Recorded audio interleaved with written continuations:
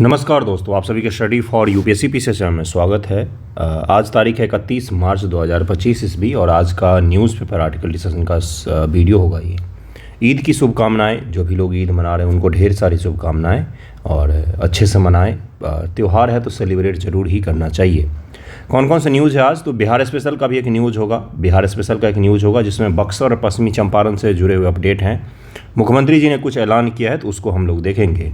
SDG को भी देखेंगे, आज एसडीजी को देखेंगे और एक दो इम्पोर्टेंट न्यूज़ होगा उसको भी देखेंगे हम लोग। उसके साथ साथ 2 अप्रैल से निबंध को लेकर अपना अलग से सेपरेट ग्रुप ही शुरू होने वाला है, तो अगर आपको जुड़ना हो तो बताइएगा।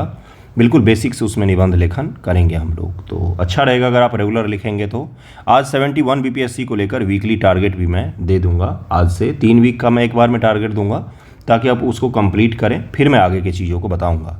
हेडलाइन एक आरएसएस से जुड़ा हुआ है, प्रधानमंत्री जी ने कुछ बोला है आरएसएस के बारे में, और एक है कि बेंगलुरु और कामाख्या जो ट्रेन है वो कल एक्सीडेंट हो गया उसका उड़ीसा में। तो इसमें एक व्यक्ति की मृत्यु हुई है और बहुत सारे लोग घायल हुए हैं। ट्रेन का डिरेल होना बहुत बड़ी समस्या है भारत में, अभी तक इसको लेकर कोई बड़ा काम नहीं किया गया है। इसके पीछे का कारण है खराब व्यवस्था जो हमारी है, वो सबसे बड़ा कारण है, जिसमें अवसंरचना का अभाव है, पुराने ट्रैक हैं, रेल इंजन जो हैं वो भी पुराने हैं और सिग्नलिंग की भी समस्या आती है। ड्राइवरों के अधिक देर तक काम करने के कारण भी ये समस्या उत्पन्न हो रही है। ये सब कुछ समस्याएं हैं इसका, जिसको मैंने पढ़ाया है आपको, एक दिन और कभी पढ़ा दूंगा मैं।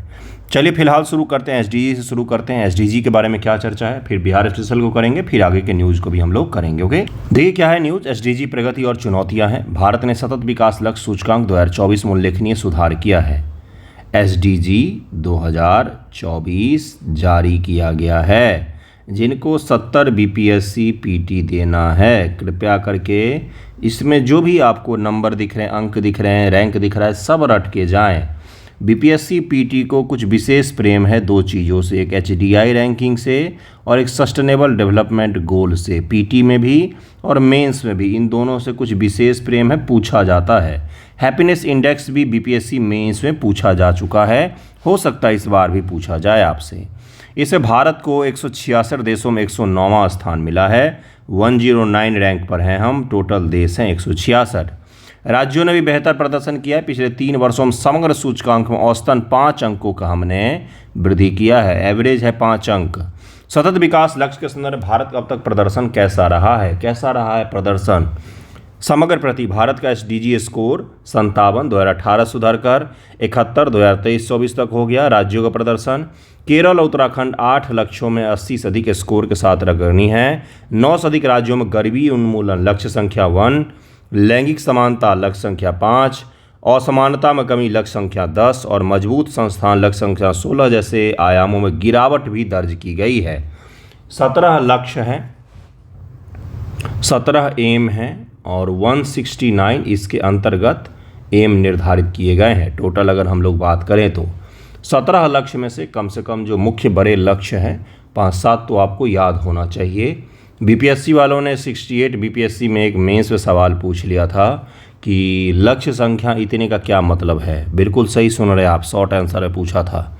अंतर्राष्ट्रीय शांति की बातचीत थी उसमें, उससे रिलेटेड एक सवाल पूछा गया। कहाँ पर हमने प्रगति दर्ज की है? तो एसडीजी 3 मातृ मृत्यु अनुपात 1 लाख जीवित जन्म पर 130 था 2014 से 16 के दौरान, अब ये 97 पर आ गया है। एसडीजी 4 उच्च शिक्षा में सकल नामांकन में भी सुधार देखा गया है, 28.4% पर हम लोग पहुँच गए हैं। एसडीजी 6 जिसमें 2020-21 के दौरान ग्रामीण क्षेत्रों में 95% से अधिक लोग, शहरों में 97.2 लोगों को पीने योग्य जल के बेहतर स्रोत उपलब्ध हो गए हैं। हर घर जल मिशन, हर घर जल मिशन क्या कहा जाता है इसको, इसने काफ़ी ज़्यादा मदद किया है। भारत के नवीकरणीय ऊर्जा क्षमता दिसंबर 2023 180.80 गीगावाट से बढ़कर 2024 में 209.44 गीगावाट हो गया है, यानी कि स्वच्छ एनर्जी में भी हमने ग्रोथ दर्ज किया है। बजटीय आवंटन, कुछ राज्य जैसे हरियाणा, उड़ीसा, मेघालय अब एसडीजी विशिष्ट बजट प्रकाशित करते हैं। ये 3 ऐसे राज्य हैं जो एसडीजी गोल को पूरा करने के लिए अपने राज्य के बजट में अलग से बजट ही बना करके दे देते हैं। इससे विशेष फायदा होता है। विकासशील देशों के सतत विकास लक्ष्यों को पूरा करने के लिए प्रतिवर्ष 4 ट्रिलियन अमेरिकी डॉलर की आवश्यकता है, जो हमारे पास है नहीं। 4 ट्रिलियन अमेरिकी डॉलर रुपया चाहिए। अपनी इकॉनमी ही है कितनी, तो 3 ट्रिलियन की इकॉनमी ही है। एसडीजी रिपोर्ट 2024 की मुख्य विशेषताएं क्या क्या है।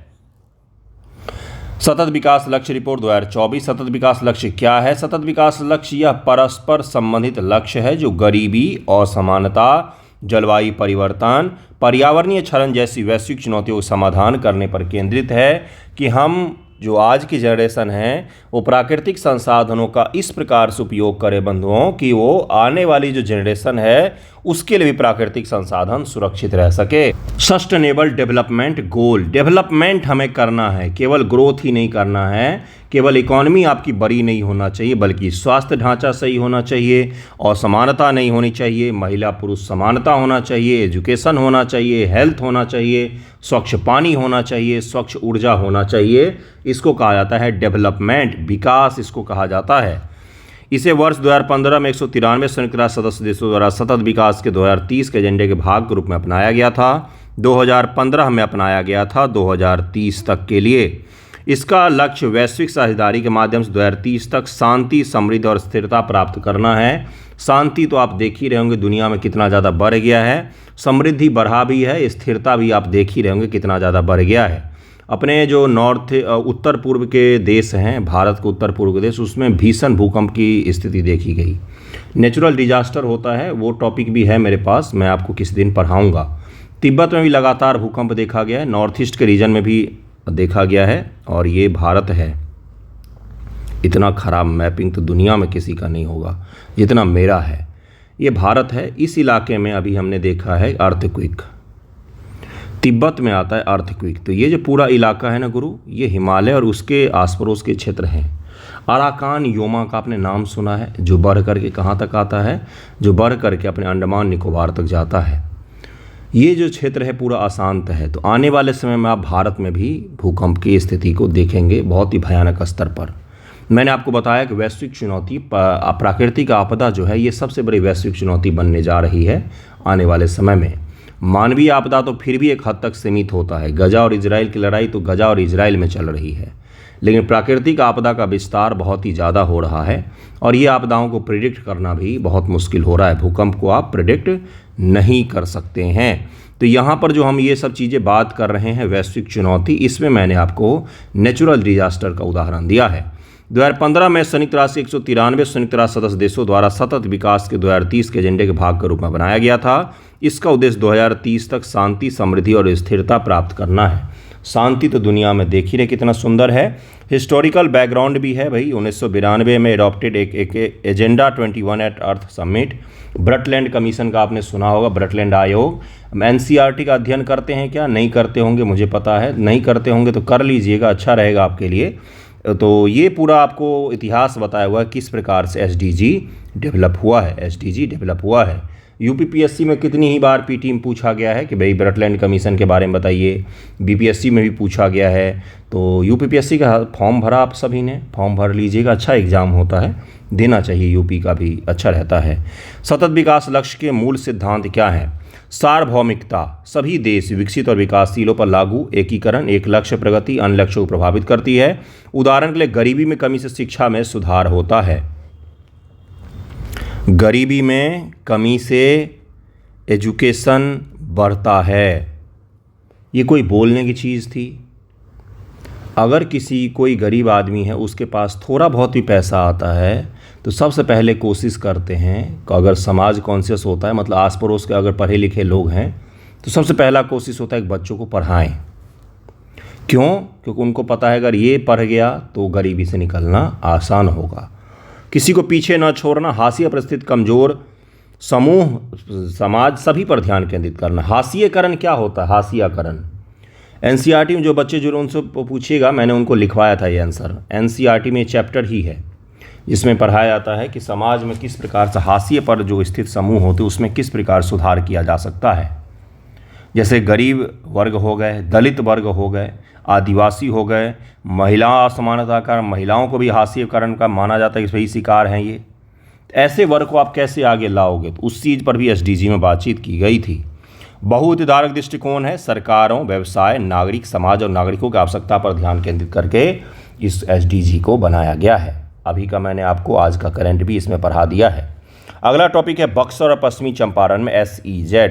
बक्सर और पश्चिमी चंपारण में बिहार के उद्योग मंत्री ने बक्सर और पश्चिमी चंपारण में स्पेशल इकोनॉमिक जोन स्थापित करने की घोषणा किया है। ये हो गया बिहार स्पेशल का न्यूज आपका।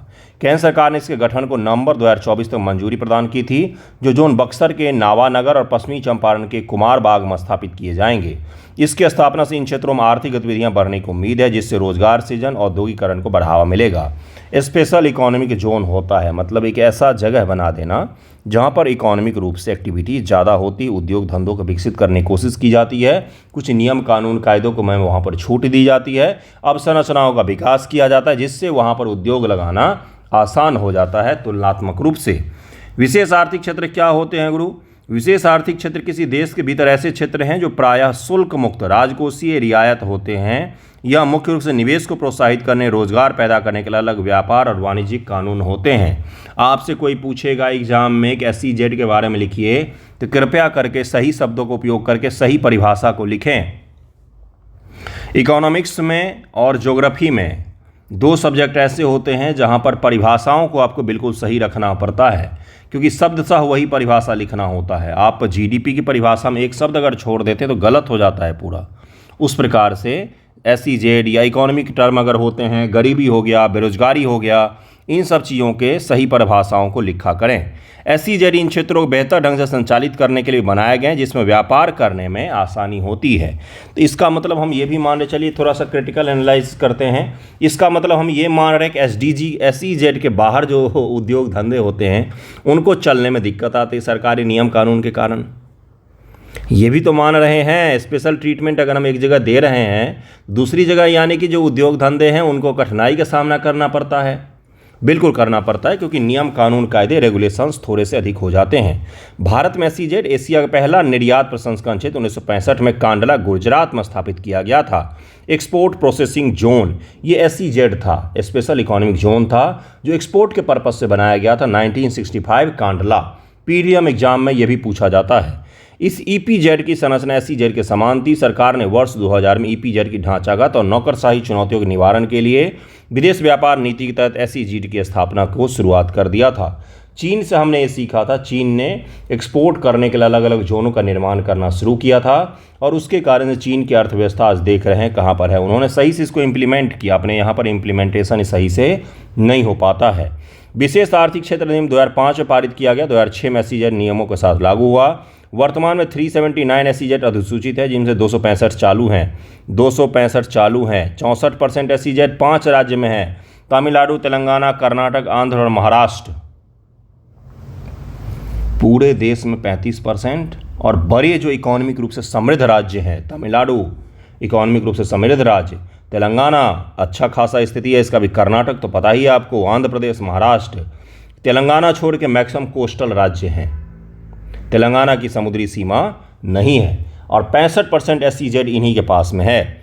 अनुमोदय बोर्ड सर्वोच्च निकाय है, इनका नेतृत्व वाणिज्य विभाग, वाणिज्य उद्योग मंत्रालय द्वारा सचिव द्वारा किया जाता है। भारत के मौजूदा SEZ नीति का अध्ययन करने के लिए वाणिज्य और उद्योग मंत्रालय द्वारा बाबा कल्याणी के नेतृत्व में वाली समिति गठन किया गया था। बाबा कल्याणी समिति बनाया गया था, बाबा कल्याणी समिति बनाया गया था। ओके, 2019 से बना है ये, नवंबर 2018 में सिफारिशें प्रस्तुत की है, नवंबर 2018 में।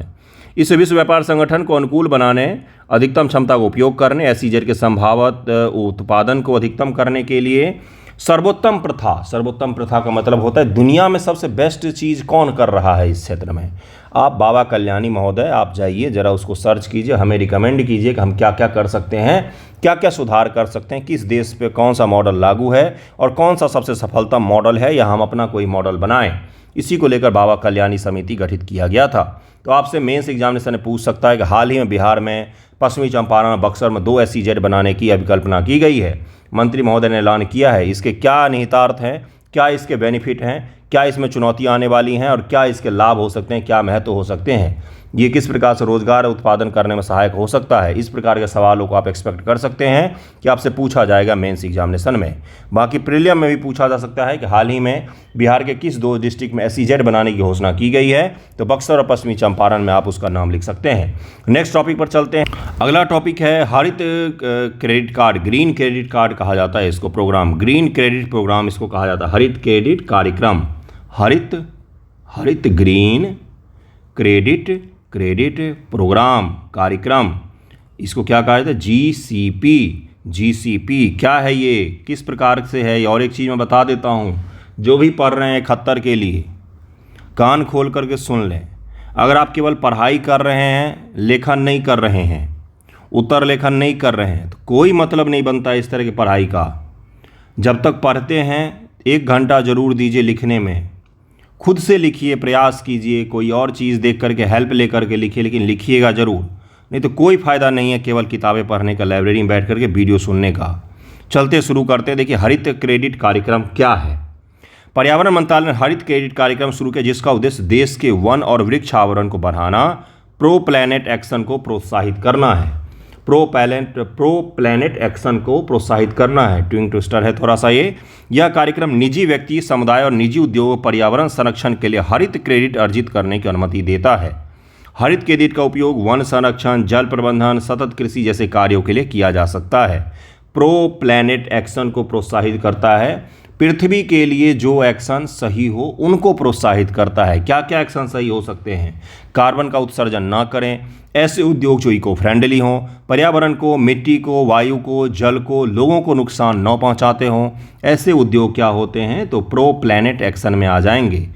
यह एक घरेलू मंच पर कार्बन क्रेडिट ट्रेडिंग की अनुमति देता है जो बाजार आधारित तंत्र पर आधारित है। हरित क्रेडिट नियम क्या होता है, हरित क्रेडिट क्या है, आपने मान लीजिए पर्यावरण के लिए बहुत अच्छा कुछ किया, आपके पास में 10 क्रेडिट जमा हो गया। अब किसी ने पर्यावरण के लिए नुकसान किया है, उसको 10 क्रेडिट की आवश्यकता है, तो आप क्या करेंगे, ये 10 क्रेडिट उसको बेच करके आप अपना पैसा कमा सकते हैं। इसी को कहा जाता है क्रेडिट, हरित क्रेडिट कार्यक्रम। 18 अगस्त 2023 को पर्यावरण मंत्रालय ने हरित क्रेडिट नियमों का मसौदा तैयार किया जिसे विधि मंत्रालय ने अंतिम रूप दे दिया है। 5 अक्टूबर 2023 विधि मंत्रालय ने मसौदे की छूट दी, लेकिन कुछ प्रावधानों को लेकर आपत्तियां दर्ज की गई। अब जरा न्यूज में क्यों है, मामला क्या है, उसको मैं बता देता हूँ। हरित क्रेडिट कार्यक्रम को शुरू करने की भारत सरकार ने कोशिश किया। अब आरोप ये लग रहे हैं कि हरित क्रेडिट कार्यक्रम को शुरू करने के लिए आपके जो अपने देश में जो बनाए हुए कानून वगैरह थे पर्यावरण से जुड़े हुए, आपने उन कानूनों को दरकिनार कर दिया, इग्नोर कर दिया और हरित क्रेडिट कार्यक्रम को आपने विकसित कर लिया। 12 अक्टूबर 2023 को हरित क्रेडिट नियम आधिकारिक तौर पर अधिसूचित किए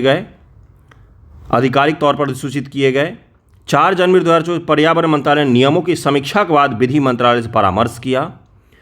पर्यावरण मंत्रालय ने विधि मंत्रालय की आपत्तियों को दरकिनार करते हुए नियमों को लागू कर दिया। विधि मंत्रालय ने कुछ रेड फ्लैग दिखाए थे कि भाई साहब ये कुछ आपत्तियां आ रही हैं, लेकिन पर्यावरण मंत्रालय ने उन सारी आपत्तियों को दरकिनार करते हुए हरित क्रेडिट कार्यक्रम को लागू करने की घोषणा कर दी। अब इंडियन एक्सप्रेस ने इस न्यूज़ को छाप दिया, इसके कारण सब दिक्कत पैदा हो रही है। विधि मंत्रालय ने क्या आपत्ति उठाई थी, विधि मंत्रालय ने हरित क्रेडिट नियमों की वैधता पर सवाल उठाए थे और इसे पर्यावरण संरक्षण अधिनियम EPA इन्वायरमेंट प्रोटेक्शन एक्ट 1986 के तहत समर्थन न करने की बात की थी। उन्होंने कहा था पर्यावरण संरक्षण जो 1986 है इसके तहत हम इस एक्ट को हरी झंडी नहीं दे सकते हैं। विधि मंत्रालय ने सुझाव दिया कि हरित क्रेडिट नियमों को ऊर्जा संरक्षण अधिनियम 2023 के तहत लाया जाए जो कार्बन क्रेडिट ट्रेडिंग स्कीम को समर्थन देता हो। उसने सुझाव दिया कि ऊर्जा संरक्षण अधिनियम 2023 के तहत में आप लाइए जिससे कार्बन क्रेडिट ट्रेडिंग सिस्टम को हम सपोर्ट कर पाएँ और कार्बन क्रेडिट ट्रेडिंग सिस्टम हो पाए। कार्बन क्रेडिट क्या होता है, पर्यावरण एक ही है गुरु, मान लीजिए दिल्ली शहर है, पर्यावरण एक ही है, पर्यावरण पूरे दिल्ली शहर का एक ही है। एक कंपनी है जो बहुत ही ज़्यादा इको फ्रेंडली है और ये पर्यावरण के हितैषी है और ये कार्बन का प्रोडक्शन नहीं करती है और सामान तो खूब सारा उत्पादित करती है, तो इसके पास CO2 का क्रेडिट जमा होता जाता है, कॉइन जमा होता जाता है, विशेष भार होते हैं, कॉइन जमा होता जाता है। मान लीजिए, समझाने के लिए मैं कह रहा हूँ, एक दूसरी कंपनी है बी कंपनी, जो पर्यावरण को प्रदूषित कर रही है। तो भारत की सरकार ने और दुनिया भर के देशों ने तय किया कि आप कार्बन क्रेडिट खरीद सकते हैं। यानी कि ये कंपनी क्या करेगी, बी कंपनी इस ए कंपनी को पैसे देगी और पैसे के बदले ये जो कार्बन क्रेडिट यानी कि इसने जो पर्यावरण को लाभ पहुंचाया है उस क्रेडिट को खरीद लेती है।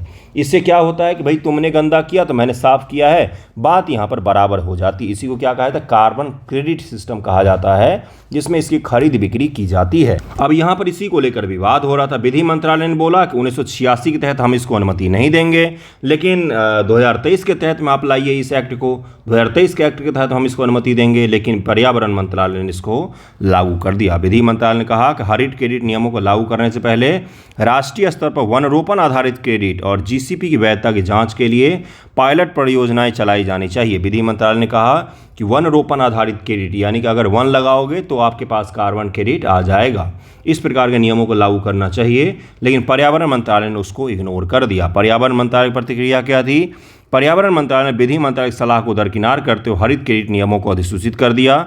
मंत्रालय ने तर्क दिया कि हरित क्रेडिट नियम के ईपीए के तहत समर्थित हैं, इन्वायरमेंटल प्रोटेक्शन एक्ट के तहत समर्थित हैं और इसे लागू करने में कोई कानूनी बाधा नहीं है। क्या हमें ये सब चीज़ें याद रखनी चाहिए? नहीं। हमें क्या याद रखना चाहिए? हमें ये याद रखना चाहिए कि भाई अभी जो वर्तमान में हरित क्रेडिट नियम लागू किए गए हैं ये क्या हैं, किस प्रकार से काम करता है, किस एक्ट के तहत लाया गया है। तो इनको लाया गया है वर्तमान में इन्वायरमेंट प्रोटेक्शन एक्ट 1986 के तहत में लाया गया है, जो कि नहीं लाना चाहिए था, ऐसा विधि मंत्रालय ने कहा। अब इसकी आलोचना क्यों की जाती है हरित क्रेडिट कार्यक्रम की, तो जरा इसको देख लेते हैं। क्या पता आपसे पूछे मेंस एग्जामिनेशन में कि ग्रीन जो क्रेडिट प्रोग्राम है ये क्या है, ये किस प्रकार सहायक हो सकता है और किस प्रकार से इसमें कमियां मौजूद हैं। हरित क्रेडिट नियमों को लागू करने से पहले बाजार आधारित तंत्र की चिंताओं को दूर नहीं किया गया कि बाजार में ये सिस्टम काम कैसे करेगा। अगला क्या है, वरिष्ठ पर्यावरण अधिवक्ता ने कहा कि हरित क्रेडिट और ईपीआर विस्तारित उत्पादक जिम्मेदारी की तुलना अनुचित है, क्योंकि ईपीआर एक अनिवार्य कार्यक्रम है जबकि हरित क्रेडिट स्वैच्छिक है। हरित क्रेडिट क्या है, तो स्वैच्छिक है। ईपीआर क्या है, अगर कोई एक क्या है प्रोडक्ट बनाने वाली कंपनी है तो पर्यावरण को उस प्रोडक्ट से नुकसान न पहुंचे, इसको लेकर आपके ऊपर में जिम्मेदारी कुछ डाली जाती है, इसी को ईपीआर कहा जाता है। हरित क्रेडिट नियमों को अपशिष्ट प्रबंधन प्रोत्साहन के रूप में देखा जा रहा है, लेकिन यह पर्यावरण संरक्षण के लिए पर्याप्त नहीं है। इसीलिए वो मना कर रहे थे कि आप इसको स्वच्छ ऊर्जा एक्ट वाले के तहत लाइए, लेकिन पर्यावरण मंत्रालय ने इसको 1986 पर्यावरण एक्ट के तहत में सूचित किया है। इसी को लेकर यहाँ पर विवाद उत्पन्न हो रहा है। और कौन कौन सी संस्थाएं इसमें शामिल हैं, हरित क्रेडिट कार्यक्रम में शामिल संस्थाएं 384 संस्थाओं ने हरित क्रेडिट कार्यक्रम तहत पंजीकरण करवाया, जिसमें Indian oil corporation limited, power grid corporation of India limited, national thermal power corporation limited वगैरह भी शामिल हैं। इन सभी ने भी इसके तहत में रजिस्ट्रेशन करवाया है। ओके, इस टॉपिक को याद रखिएगा, ये टॉपिक काफ़ी महत्वपूर्ण है। हरित क्रेडिट कार्यक्रम को कम से कम जरूर याद में रखिएगा, इसकी आलोचना को भी याद में रखिएगा, और क्या है कार्बन क्रेडिट वगैरह ये भी मैंने पढ़ा दिया है। एक दिन मैं आपको डिटेल पर्यावरण से जुड़े हुए कार्बन क्रेडिट और हरित क्रेडिट वगैरह जो कार्यक्रम है, इसी को नेक्स्ट वीडियो में डिटेल में समझेंगे कि क्या है प्रोग्राम, किस प्रकार से काम करता है, डिटेल जो एनालिसिस होता है ना वो भी कर लेंगे। आज का वीडियो यहीं पर एंड करते हैं। धन्यवाद आप सभी का वीडियो देखने के लिए। लिखिएगा जरूर, जुड़ना हो तो मुझे बताइएगा, खुद से भी आप प्रयास कर सकते हैं।